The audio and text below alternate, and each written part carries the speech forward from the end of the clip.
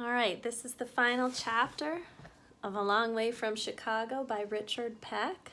Oh, I got a new book.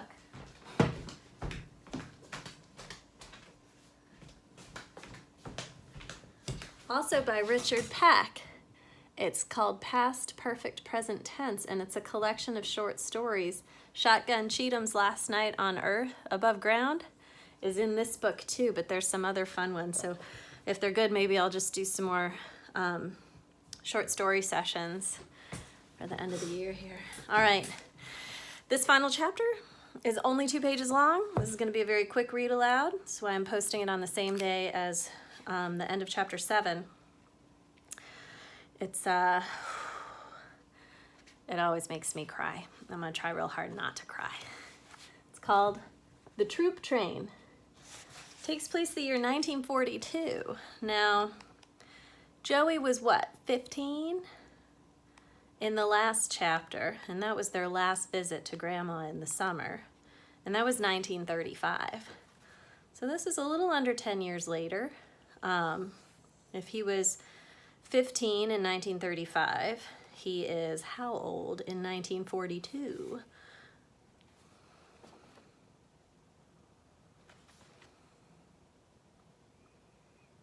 Well, he's like older. All right, let's do it.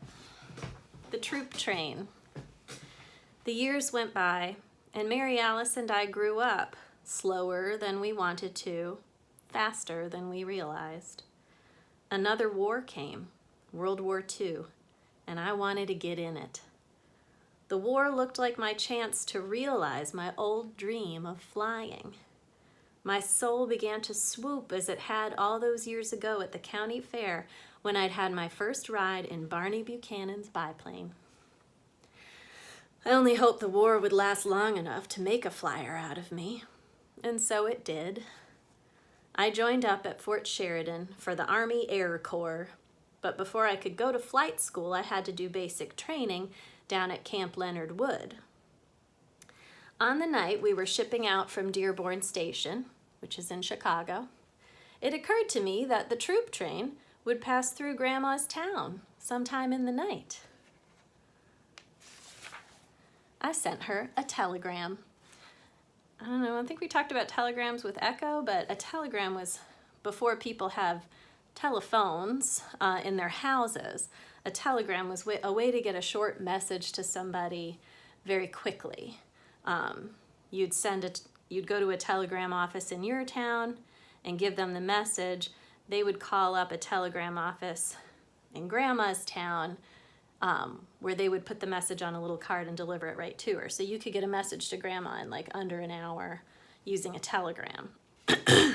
However, during wars, telegrams were often how the news of a soldier dying was delivered to families.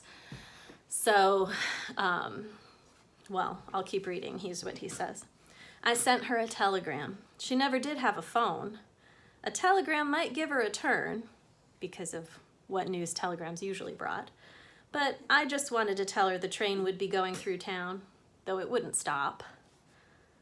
In the way of troop trains, we left an hour late and sat on the siding outside Joliet for another hour. You don't get any sleep on a troop train. Our car was blue with smoke and noisy with a floating crap game. That's a card game. It's called crap. Craps. No. I sat through the long night, propped at the window. Then I knew we were getting to Grandma's town. It was sound asleep in the hour before dawn. We slowed past the depot, and now we were coming to Grandma's, the last house in town. It was lit up like a jack-o'-lantern. Every window upstairs and down blazed, though she always turned out the light when she left a room. Now we were rolling past, and there was Grandma herself. She stood at the door, large as life, larger, framed against the light from the front room. Grandma was there watching through the watches of the night for the train to pass through. She couldn't know what car I was in, but her hand was up and she was waving big at all the cars, hoping I'd see. And I waved back. I waved long after the window filled with darkness and long distance. That's it. That part always makes me feel good. Because even though Grandma was so rough and harsh, she really loved them. There is a sequel to this book by Richard Peck called A Year Down Yonder. And it takes place a couple years after the end of the end of chapter 7, the last summer visit. And what happens is, I believe Mary Alice is about 15 then, and Joey has left home, and Mary Alice has to go live with Grandma for a year down in Grandma's town. So it's all about that year, and Mary Alice is the lead character in that one, the protagonist. I hope you enjoyed this book. It's one of my favorites. Richard Peck has a lot of good books, including one called The Teacher's Funeral. It's really funny. And a lot of them are set in this sort of old-timey, before World War II time period, which can be very interesting to read about.